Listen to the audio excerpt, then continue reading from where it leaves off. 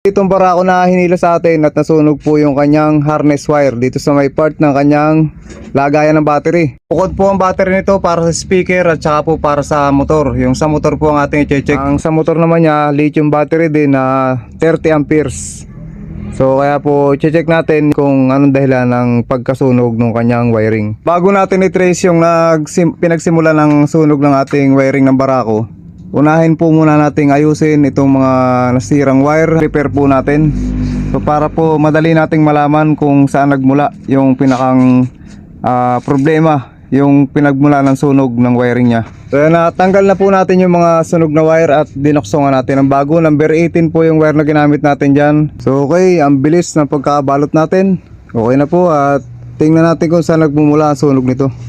So naayos na natin yung wiring. Kinabit na natin isa-isa, nilagyan natin ng hinang at saka itinape natin at nilagyan natin